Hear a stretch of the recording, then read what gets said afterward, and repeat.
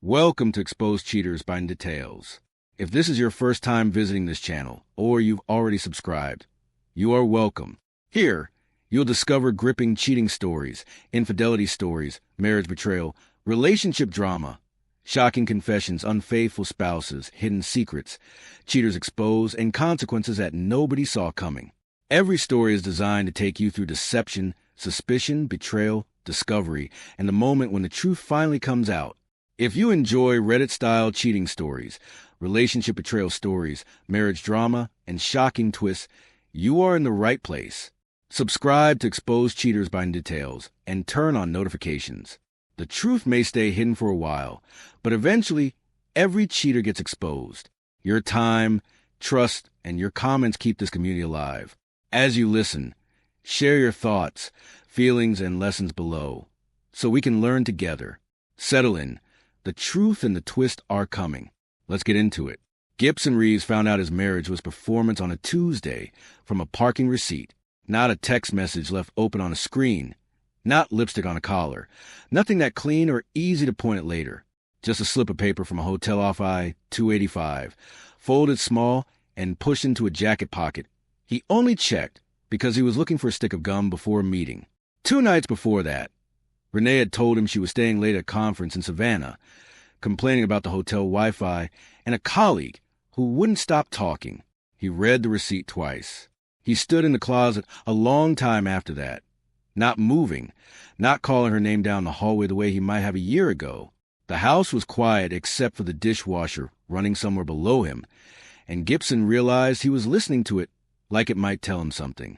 He put the receipt back exactly where he'd found it, folded the same way, tucked at the same angle.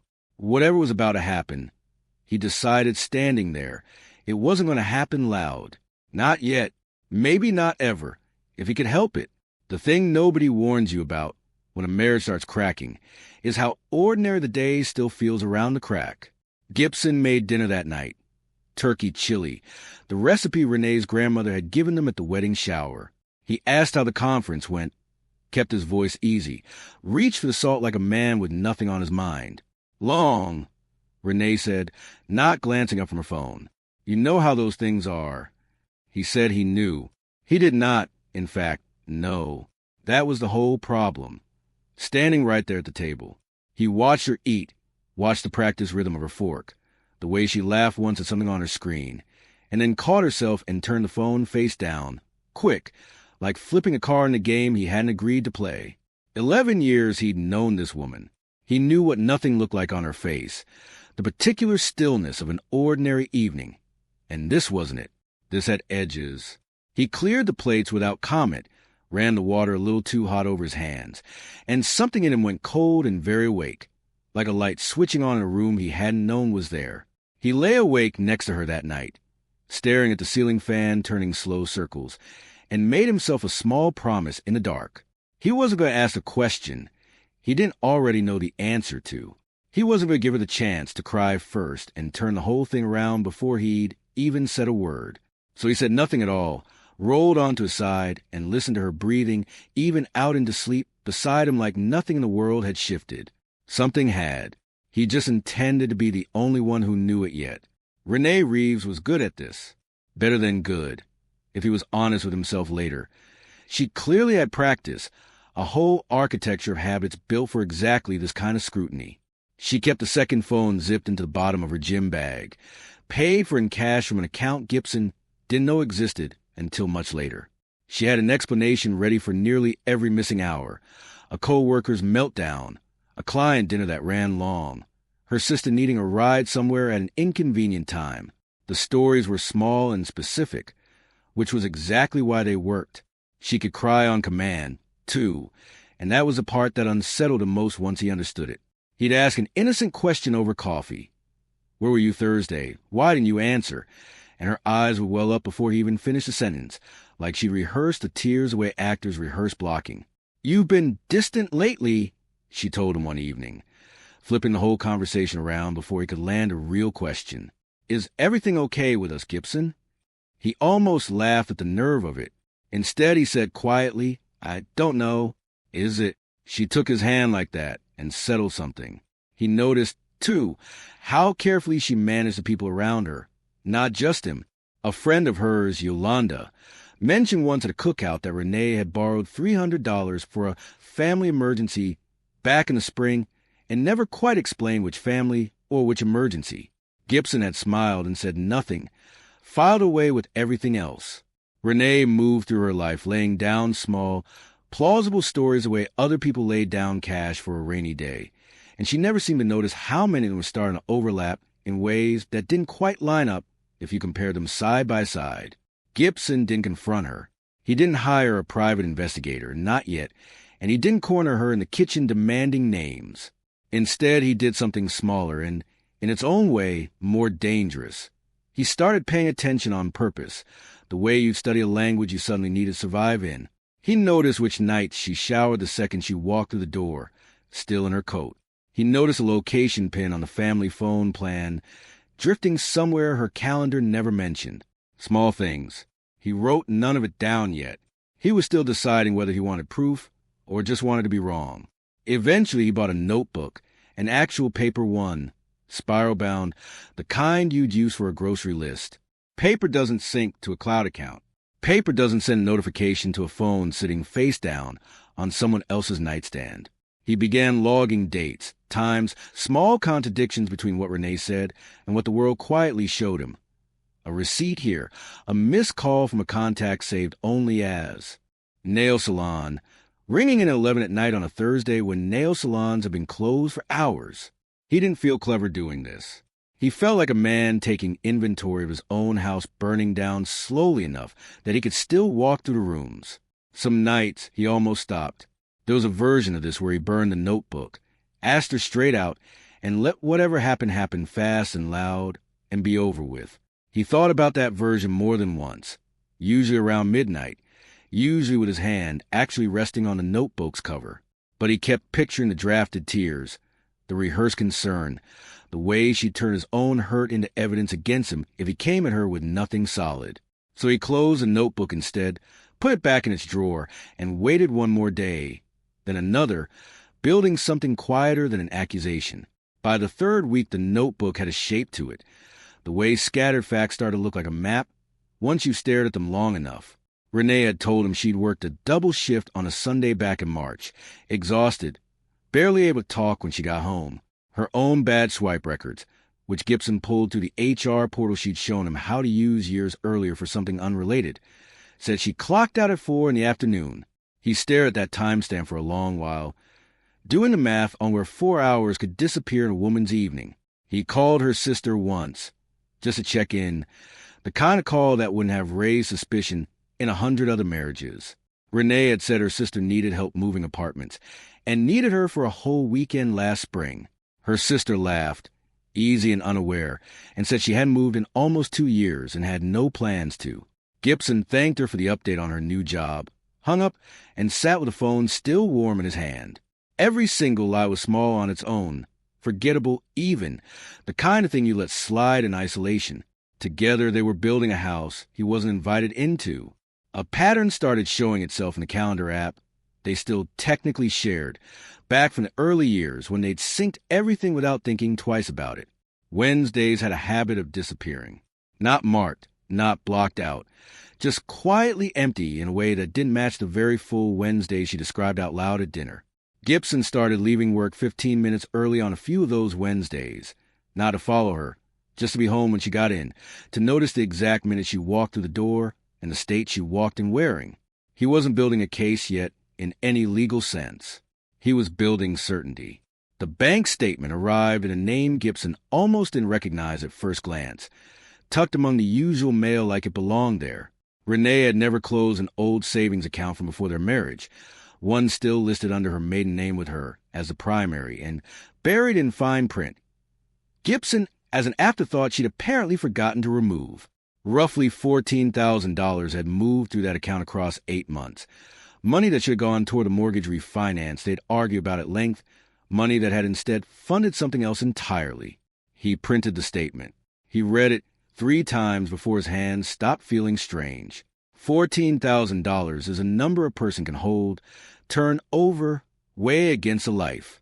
Gibson traced it through a hotel loyalty program he'd never heard of. A lease Lexus Renee described once, offhand, as belonging to a friend going through a rough patch, and a string of cash withdrawals with no explanation attached to any of them at all. He sat at the kitchen table with the numbers spread out like a losing hand of cards. Betrayal, it turned out, had a price tag, and someone had already spent out of a future he thought they were still building toward together.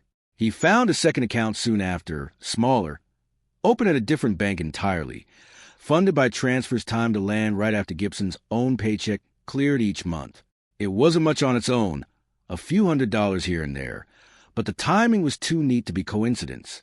Renee had been skimming a little off the top of their shared life for over a year, quietly, patiently, the way a person builds an exit they don't plan to announce until they're already standing on the other side of it.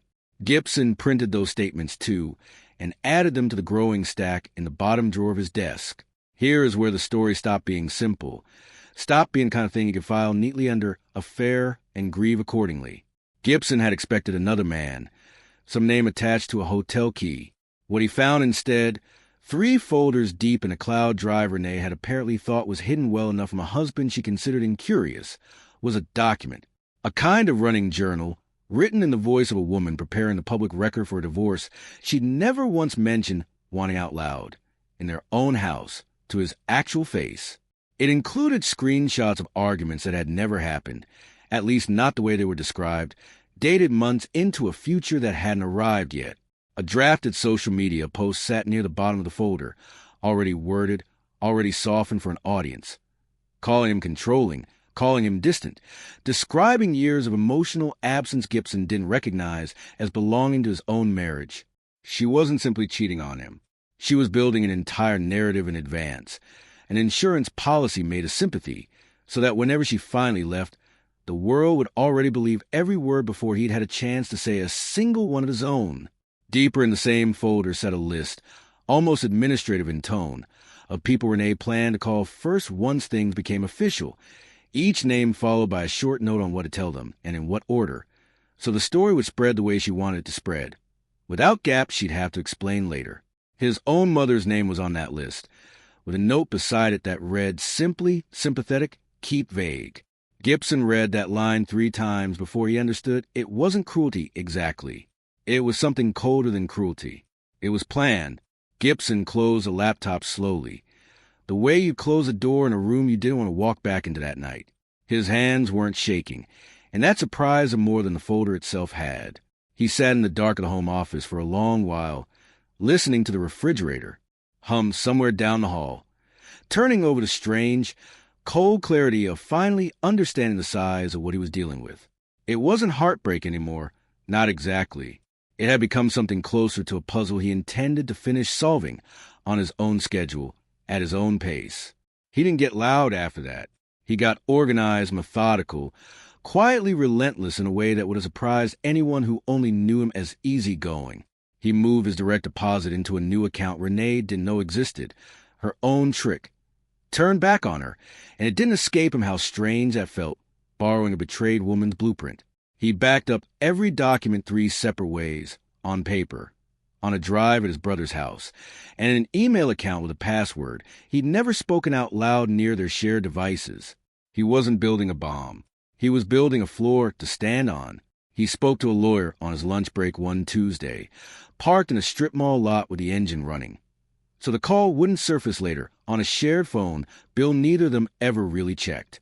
The lawyer asked careful, specific questions about the maiden name account, about dates, about whether any of it had been commingled with marital funds in ways that mattered under Georgia law.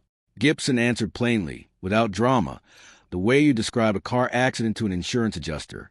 When the call ended, he sat there another minute, hands on the wheel, feeling less like a man planning revenge, and more like one finally taking his own side. He also met quietly with a financial advisor his brother had used years earlier, just to understand what untangling a shared mortgage in 2 overlapping accounts would actually look like once the filing began. The advisor laid it out plainly, no judgment in her voice at all, just numbers and timelines, and a checklist Gibson started working through in the evenings after Renee had gone to bed. It felt strange, doing this kind of careful, patient work in secret, in a house that still smelled like the dinners they used to cook together. But strange didn't mean wrong. It just meant necessary. And then he reached out to someone he hadn't expected to need it all. Denise, Renee's older sister, the one relative who had always been quietly underestimated at every family gathering, agreed to meet him at a Waffle House on Highway 78 early, before either of their days officially started. She slid a folder across the sticky table before Gibson had even finished explaining why he'd called her out of nowhere. "She's been lying to me, too," Denise said, stirring her coffee without drinking it. "I just didn't know how to say that to you without sounding like the jealous one in this family." Renee, meanwhile, believed entirely that she'd gotten away clean, and that belief made her careless in the specific way confidence always does. She told her friends that Gibson had checked out of the marriage months ago, unreachable, cold. She told her mother she was staying for the sake of the family, a phrase she used often enough that it started to sound rehearsed even to people who loved her. She met the other man, Terrence, at a restaurant downtown that Thursday and laughed a loose, easy laugh of a woman who assumes she has already won something no one else knows they're playing. "He has no idea," she told Terrence that night, running a thumb slow around the rim of her wine glass, watching the candlelight do something flattering to her own reflection in the window. "None at all. I could tell him tomorrow morning, and he'd still find some way to think it was his fault." Terrence smiled at that, charmed by it even, the particular confidence of a woman who seems entirely in control of her own story. He had no way of knowing yet that Renee had said some version of that exact sentence to at least 2 other men. In 2 other years, about 2 other marriages that weren't technically hers. She grew bold enough, in those final weeks, to leave the second phone charging openly on the kitchen counter one Saturday morning while she showered, something she'd never have risked months earlier. Gibson walked past it twice, close enough to touch it, and didn't. He didn't need to anymore. He already had everything the phone could have told him, organized and dated and backed up 3 separate ways, and there was a strange, quiet discipline in leaving it exactly where it sat, untouched, while he made coffee and let her come downstairs still humming something under her breath. The anniversary dinner had been entirely Renee's idea.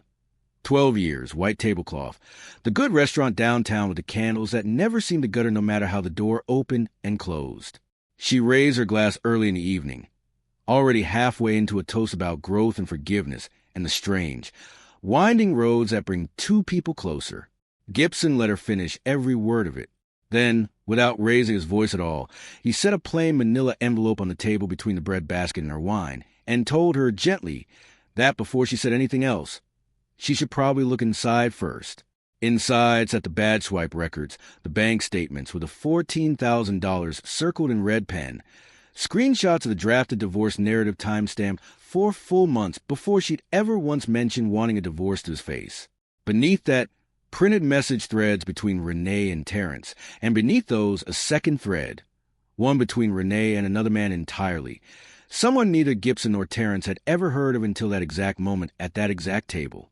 Renee's face did something Gibson had genuinely never seen it do in 11 years of marriage. It simply emptied out, all at once, like a held breath finally let go. "How long?" she said. It wasn't really a question so much as a small, private collapse spoken out loud at a public table. "Long enough," Gibson answered, keeping his voice level, keeping his hands still on the tablecloth, "to watch you build an entire story where I end up the villain of it. I just wanted you to see the real one first, before you told it to anybody else." He didn't raise his voice once through any of it. He didn't need to. The envelope had already said everything that needed saying, in a language even she couldn't argue her way out of at that table. Word moves fast through a family that size, faster than either of them could control once it started moving. Denise had already quietly told her mother days earlier, once she understood what Gibson had actually found. Terrence, blindsided to learn he'd never been the only one, and apparently never had been, ended things with Renee before she could spin any version of events where he chose to stay by her side. He didn't yell either, from what Gibson later heard secondhand. He just stopped answering, which said everything a shouting match never could have said as clearly. The divorce filing itself named the maiden name account by its exact number, down to the transaction dates, and the judge did not seem particularly moved by Renee's carefully rehearsed account on absent. Controlling husband once the bank records made it obvious exactly who had been where. spending whose money, at what hour, which night. Renee lost a narrative before she lost anything else that mattered to her, and that, Gibson would come to understand later, was the part that actually broke something loose in her, not the marriage ending. The specific horror of an audience no longer believing a single word of the story she'd built for them. Friends fell away from her in the weeks after, not dramatically, just quietly, one at a time, the way people drift from someone once the story they've been told stops holding together under a little weight. Yolanda stopped answering texts. Renee's mother, who had offended her loudest and longest, went quiet in a way that felt heavier than any argument could have. Renee called Gibson once late, asking if he'd turned everyone against her, and he said calmly that he hadn't needed to turn anyone anywhere. He'd only ever shown them what was already true and left the rest of it up to them. The last twist arrived through Denise, almost 3 weeks after papers had already been filed, and the dust had mostly settled around all of them. "There's something else you should probably know," she said, careful, over the phone this time instead of across a table. "That friend Renee said needed to stay in my guest room last spring? That wasn't a friend at all. That was Terrence's ex-wife. Renee knew exactly who she was the entire time, and she used my house to keep tabs on the woman, and she made me feel like I owed her silence for letting me help." Gibson sat with that for a long while after the call ended, the phone still warm in his palm, the house around him quiet in the specific way a house gets once you've stopped waiting for someone else to come home to it. Renee hadn't only deceived him. She had been managing everyone around her at once, moving people like pieces on a board none of them had agreed to play on, and calling the whole arrangement love the entire time she did it. He didn't feel triumphant hearing it, not the way revenge stories always promise a person should. He felt tired, in the specific way you feel after finally setting down something heavy you've been carrying without realizing how heavy it was. Terrence called him once, unexpectedly, a few weeks after everything had come apart in the open. He didn't apologize exactly. There wasn't really anything between them that needed apologizing for, but he said, in a voice Gibson almost recognized from his own mirror a few months earlier, that he understood now what it felt like to find out you'd been one character in someone else's carefully written story. Gibson didn't gloat. He just said he was sorry it had taken this long for either of them to see the whole picture clearly, and meant it more than he expected to. Gibson didn't become a harder man out of any of this, which surprised people who assumed the story like it had to end in bitterness somewhere. He went to therapy, showed up every other Wednesday instead of only saying he intended to. He learned to cook the recipes that had quietly always been her thing in the kitchen, standing over the stove some evenings feeling almost proud of a decent pot of gumbo. He started running, badly at first, lungs burning after 4 blocks, then steadily less badly, 3 miles most mornings before work, and somewhere around the 6th week he noticed he was doing it because it felt good, not because it filled a silence he was afraid of. He stopped checking the notebook, eventually. He noticed one Sunday that he hadn't opened in over a month, and instead of feeling like a loss, it felt like something closer to relief, like putting down a job that had finally been finished. A year later, Gibson stood in a kitchen that belonged entirely to him. New apartment, new block, same chipped coffee mug he'd carried since college that nobody had ever managed to talk him out of. Denise called sometimes now, and it wasn't strange between them anymore. Just 2 people who had come out the other side of something together and stayed close because of it, not in spite of it.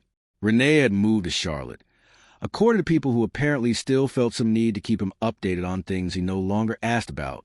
He didn't reach out. He didn't need to know the rest of it. He poured his coffee slowly one morning and looked out at a street he had chosen entirely on his own, no other name on the lease, no one else quietly writing the ending of his story out ahead of him without his knowledge. He'd never raised his voice through any of it, never touched her in anger, never once needed to threaten a single thing to get to this exact morning. The truth has done all the necessary work on its own, patiently, the way truth tends to if a person is willing to wait it out instead of forcing it. Gibson had simply made sure, when the time came, that it had somewhere solid to land. He finished his coffee standing at the window, watching a neighbor walk a dog down the block in no particular hurry, and felt something in his chest that had been missing for a long time without him noticing its absence. Not victory, exactly. Something quieter than that and steadier and entirely his own to keep.